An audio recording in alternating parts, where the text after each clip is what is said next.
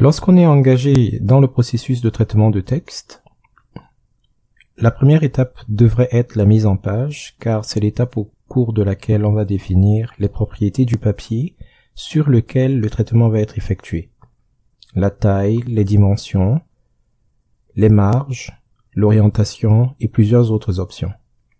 Une fois que ces éléments ont été définis, on peut passer à l'étape suivante qui est la saisie de l'intégralité du texte. Pour de meilleurs résultats, il serait préférable de saisir le texte d'un bout à l'autre sans se soucier de la mise en forme et de tout ce qui est attenant.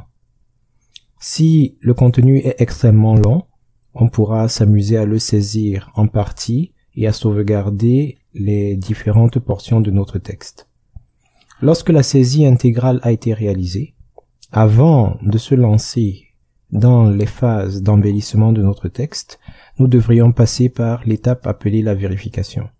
La vérification consiste à parcourir le texte d'un bout à l'autre afin de s'assurer que grammaticalement et orthographiquement, il est correct en tout point. L'une des méthodes les plus efficaces reste et demeure de lire le texte dans son intégralité. Cependant, devant les volumes plus importants, cela peut être plus ou moins limitatif.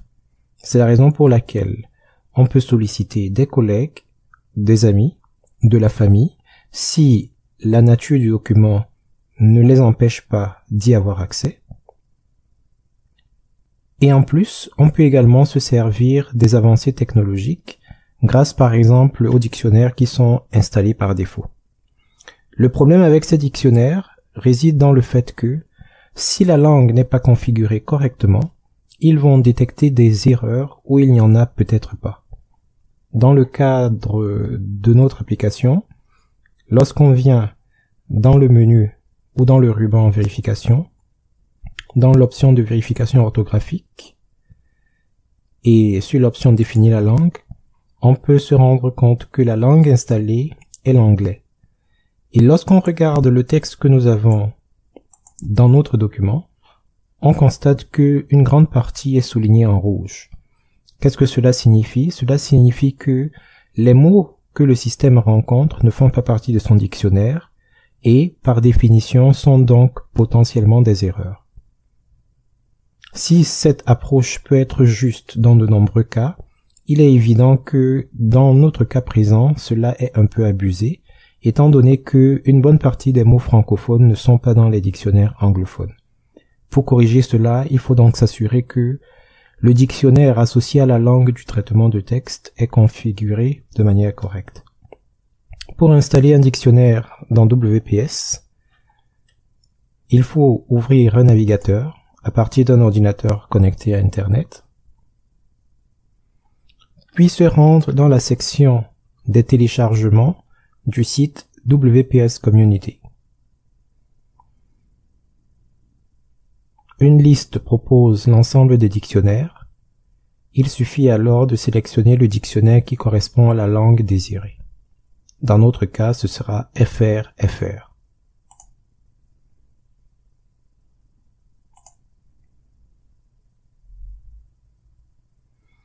Lorsque le fichier est téléchargé, il faut se rendre à son emplacement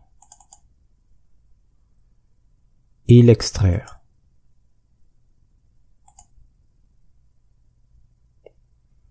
Tout dépend à partir de cette étape de la nature de votre système d'exploitation. Si vous êtes sous Windows ou sous Linux, les chemins exacts varieront légèrement, mais le principe reste le même. Il consiste à copier le dossier qui a été extrait et à le placer dans le dossier consacré au dictionnaire du système. Ce sera en général un dossier appelé dicts comme dictionnaire. Nous allons donc copier ce dossier et nous rendre à l'emplacement du système où les dictionnaires sont installés. Sous Linux Mint, il se trouve dans le dossier Home portant votre nom d'utilisateur. Il fait partie des fichiers cachés. Il faudra donc les afficher. Sous Linux, pour afficher les fichiers cachés, il suffit de faire la combinaison CTRL-H. Et parmi les dossiers qui apparaissent, il faut repérer celui qui s'appelle .kingsoft. Vous ouvrez Office, quelle que soit la version qui apparaît, et vous pourrez localiser le dossier des dictionnaires. Il ne vous reste plus qu'à y coller le dossier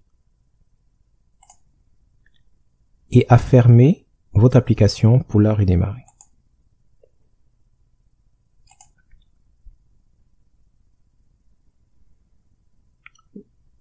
Nous avons donc redémarré notre système. Si on se rend du côté du ruban révision, vérification orthographique et définit la langue, on peut constater que le français a été ajouté.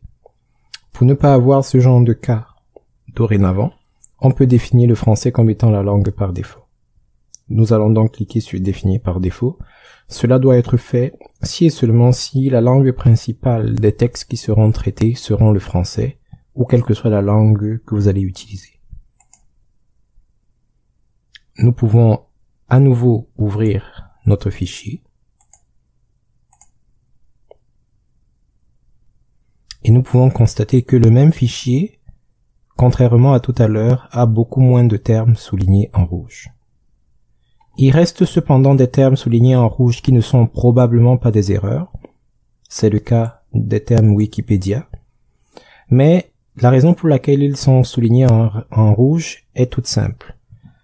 Pour le système, tous les mots ou toutes les expressions qui ne font pas partie de son dictionnaire sont potentiellement des fautes. En d'autres termes, si un terme ou un mot ou une expression aussi populaire que Wikipédia ne fait pas partie de son dictionnaire, c'est une faute.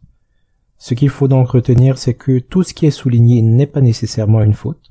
Il faudrait s'assurer que ce terme est bel et bien dans le dictionnaire, et dans le cas où il n'est pas dans le dictionnaire, s'assurer qu'il est légitime malgré tout.